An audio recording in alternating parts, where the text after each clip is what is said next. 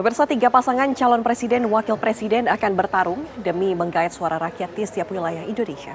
Survei dari Indikator Politik Indonesia membeberkan dari 10 wilayah di tanah air, Prabowo Subianto menang di 6 provinsi. Ganjar Pranowo unggul di 3 provinsi dan Anies Baswedan hanya menempati posisi teratas di DKI Jakarta saja.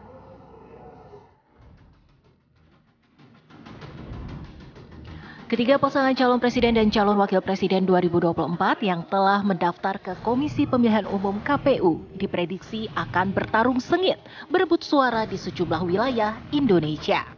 Ketiganya dianggap memiliki potensi dan ceruk suara tersendiri.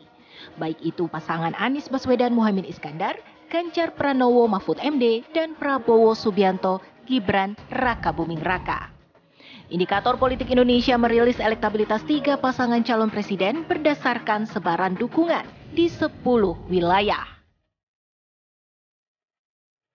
Capres yang diusung Koalisi Indonesia Maju, Prabowo Subianto unggul di 6 provinsi, yakni Sumatera, Sumatera Utara, Sumatera Selatan, Lampung, Banten, Jawa Barat.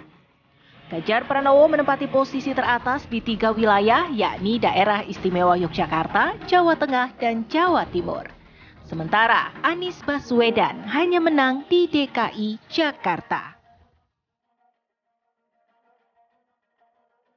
Ini Pak Prabowo mengalami tren positif di Sumatera, Mas Ganjar trennya turun, Mas Anies juga demikian.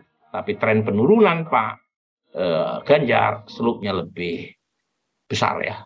Sejak beberapa bulan lalu Banten sudah diambil alih, awalnya Anies, sekarang udah penguasanya Prabowo Subianto. Sementara Mas Ganjar dibanding Juni ada tren kenaikan dari 14,9 jadi 25%. DKI Jakarta penguasanya masih Mas Anies tapi trennya stagnan.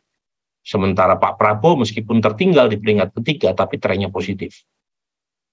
Kemudian untuk wilayah Jawa Barat, ya Jawa Barat demikian. Pak Prabowo ada kenaikan dibanding bulan lalu ya.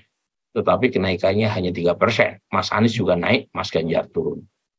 Jateng DIY ini gabungan 2 provinsi, hasilnya demikian. Mas Ganjar masih unggul jauh.